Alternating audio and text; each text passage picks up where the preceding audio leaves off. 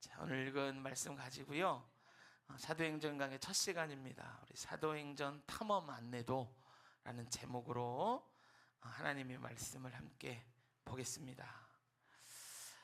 여러분, 우리가 지난 시간 동안 101번에 걸쳐서 구원의 110번에 걸쳐서 구원의 깊은 진리가 담겨 있는 로마서의 말씀을 함께 나눴습니다. 할렐루야. 110주 하면은 여러분 2년하고 1개월이에요. 제가 로마서를 설교하면서 중간중간에 절기 설교도 하고 필요할 때마다 주제 설교를 더하였기 때문에 실제로 로마서를 함께 본 기간은 더 깁니다. 제 설교 폴더를 열어서 언제부터 설교를 시작했나 보니까 23년 8월부터 시작했더라고요. 로마서를 나눈 그 기간만 따지면 2년하고 10개월 정도가 됩니다.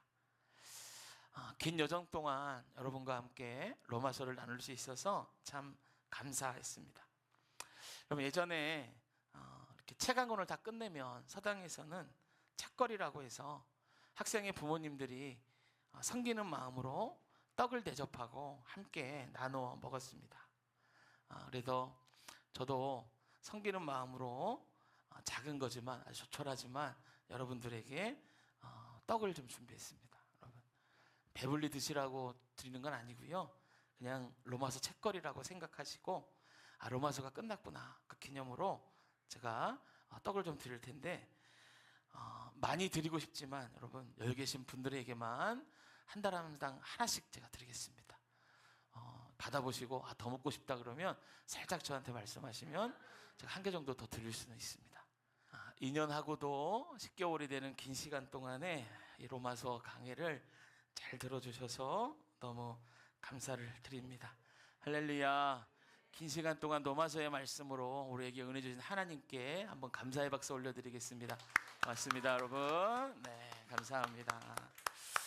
네, 로마서는 그렇게 여러분 생각하시면 됩니다. 하나님의 그 놀라운 구원 계획과 십자가의 은혜, 그리고 오직 의인은 믿음으로 구원받는다는 이 진리로 우리의 믿음을 견고하게 해주었다. 이렇게 생각하시면 맞을 겁니다. 오늘부터는 사도행전을 보는데요, 사도행전은 이런 겁니다. 로마서가 만들어놓은 그 뼈대 안에 복음이 어떻게 실제로 행하고 역사하는지를 보여주는 것입니다.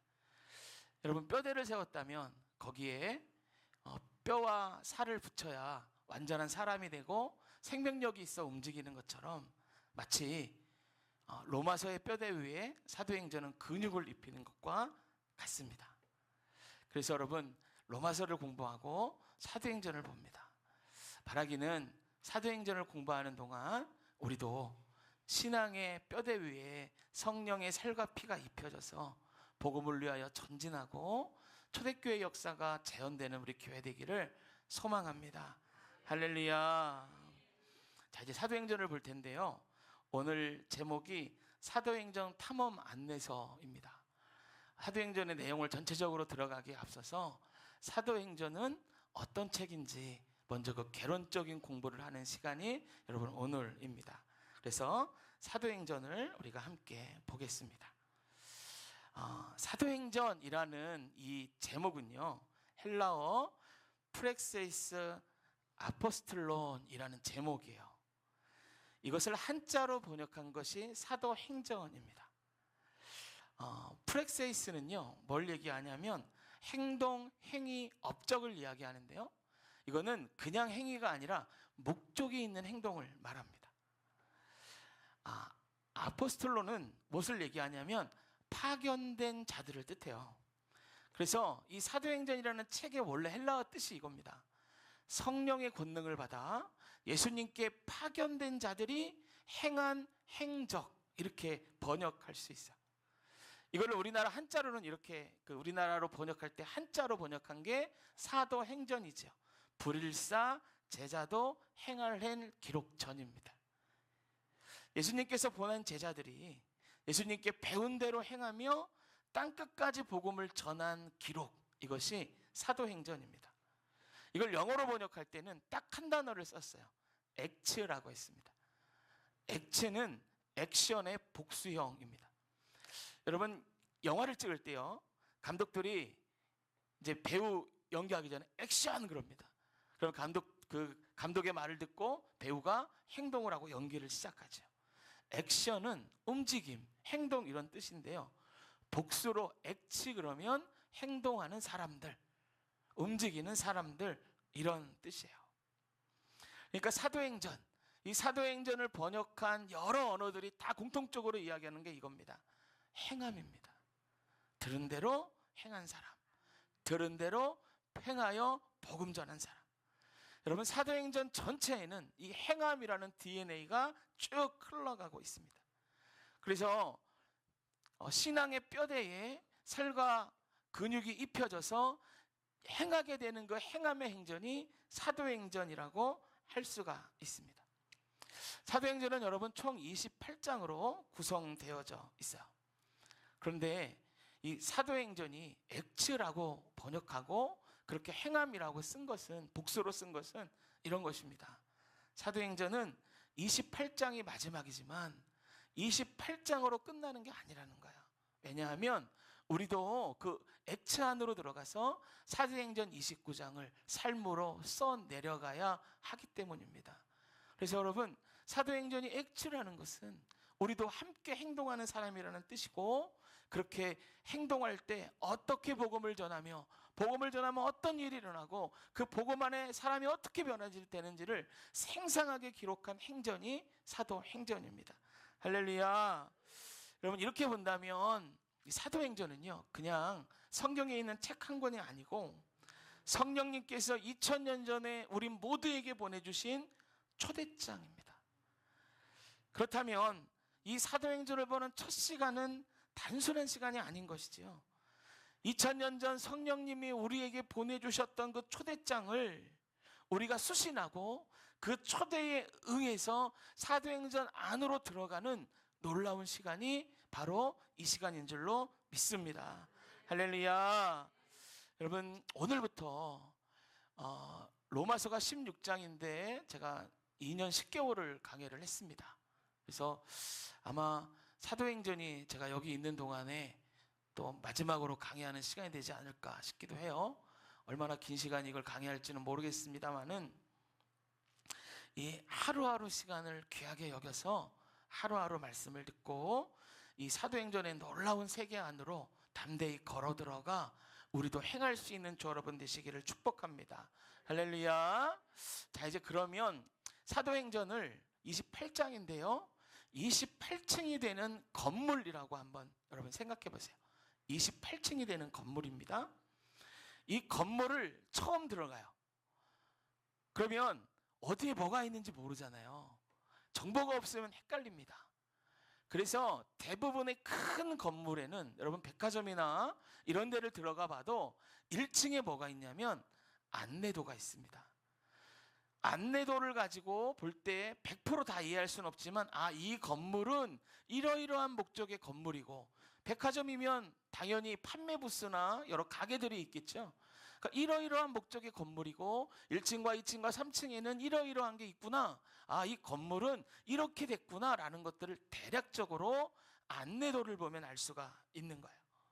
그래서 여러분 오늘 우리가 28층이 되는 이 사도행전이라는 건물 안으로 처음 들어가는데요, 길을 잃지 않고 가기 위해서 이 사도행전의 안내도를 먼저 살펴볼 겁니다. 이 안내도는 4가지로 볼 거예요. 4가지 안내를 볼 건데, 첫 번째 안내도는 인물로 볼 것이고, 지리, 저자, 수신자, 이렇게 4가지로 큰 그림을 가지고 이 안내도를 보도록 하겠습니다. 제가 이거는 설교 중에 계속 PPT를 띄워놓을게요. 보시면서 같이 이해하시면 좋겠습니다. 자, 첫 번째 안내도, 사도행전의 큰 그림을 그릴 때 볼 수 있는 첫 번째 안내도 인물입니다. 사도행전을 사람을 중심으로 보는 거예요. 여러분 사람을 중심으로 사도행전을 보면 이거는 마치 영화 같아요. 예수님이 액션 하신 거예요. 그러면 사도행전의 인물들이 움직이기 시작하는 거죠. 1장부터 12장까지 이 카메라가 따라다니는 한 인물이 있어요. 그 사람이 누구냐? 사도 베드로입니다. 1장부터 12장까지는 베드로가 주가 되어서 이야기가 전개가 돼요. 그런데 13장부터는 베드로는 사라집니다. 그리고 나타나는 새로운 인물, 이 인물의 중심이 되는 인물이 누구냐? 사도 바울입니다. 13장을 중심으로 인물이 바뀝니다. 물론 사도행전에서 바울의 등장은 9장이 시작입니다.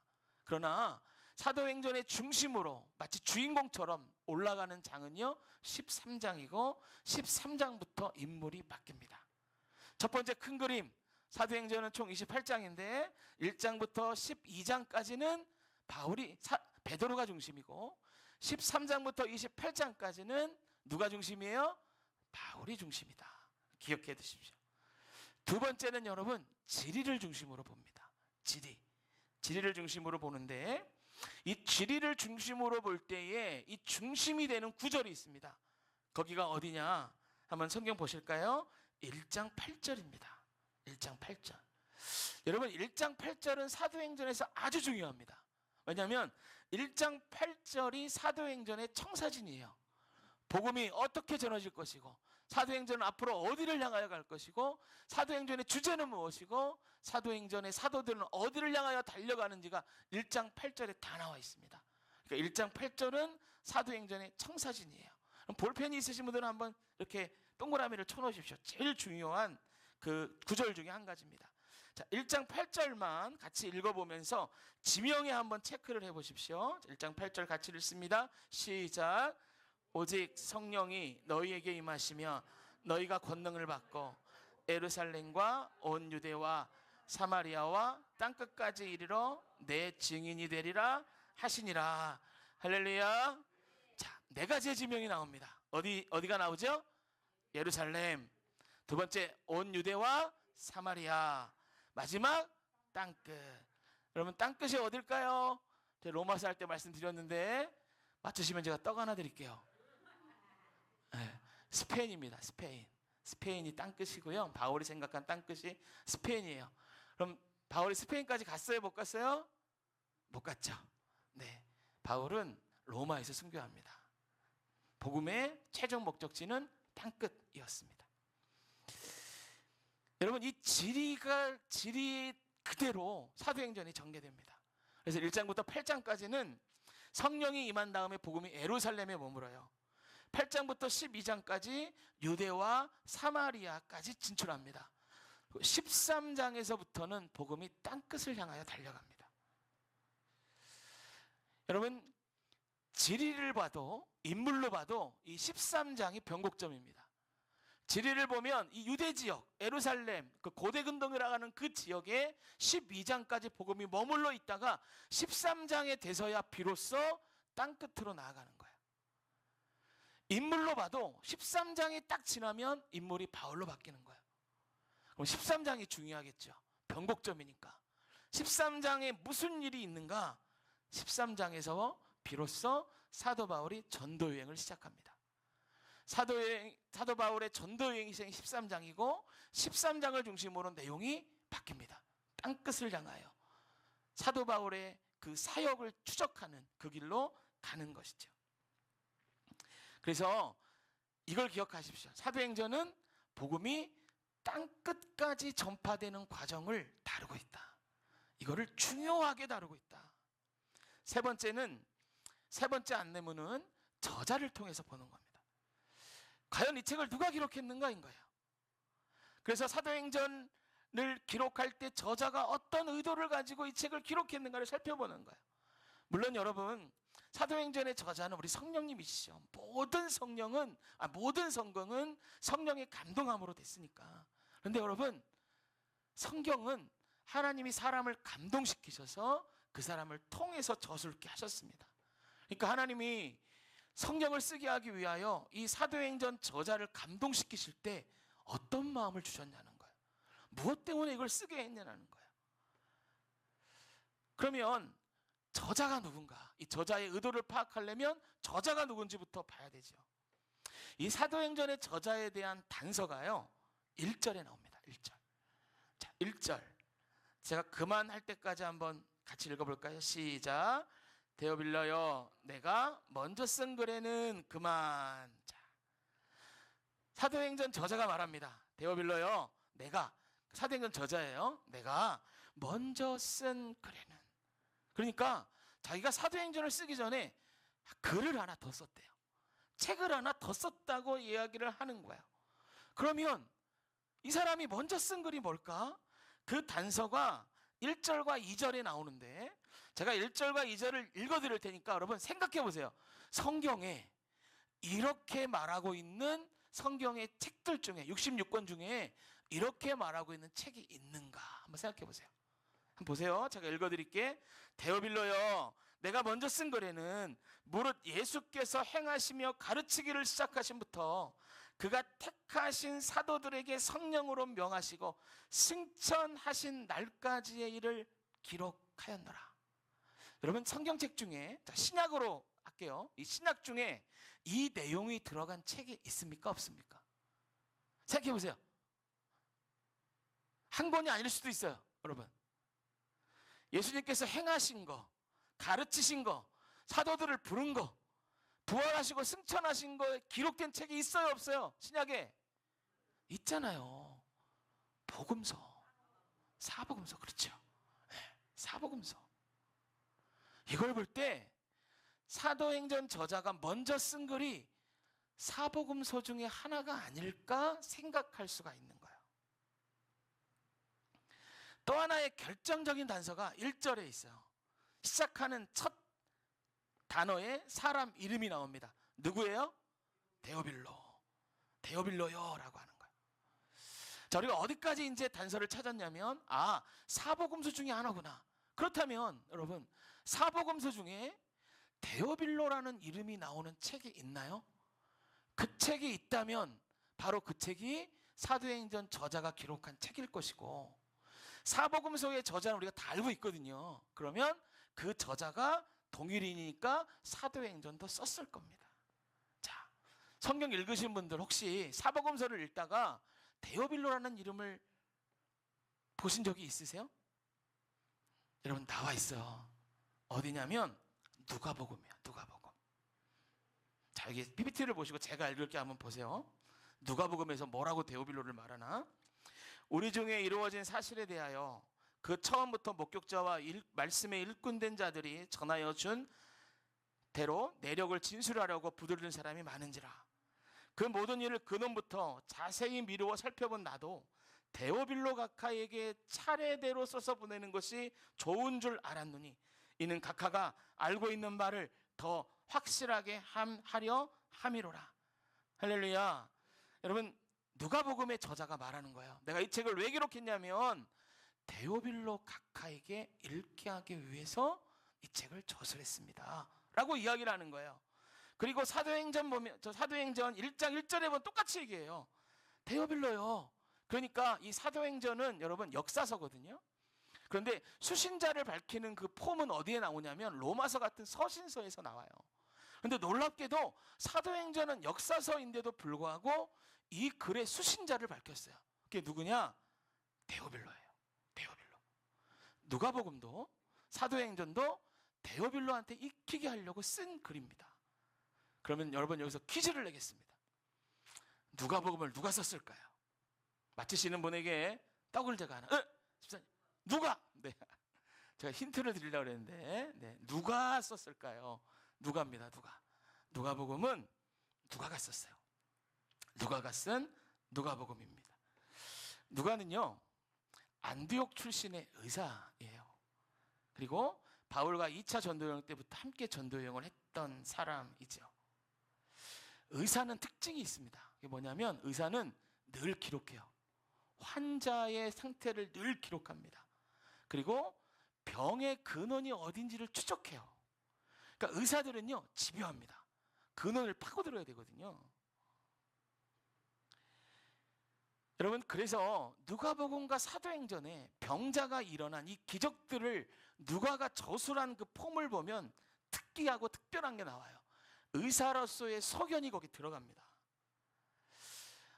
나병 환자에 대해서 예수님이 고치실 때 다른 복음서에는 나병에 들렸다 이렇게만 얘기하는데 누가는 이렇게 기록해요.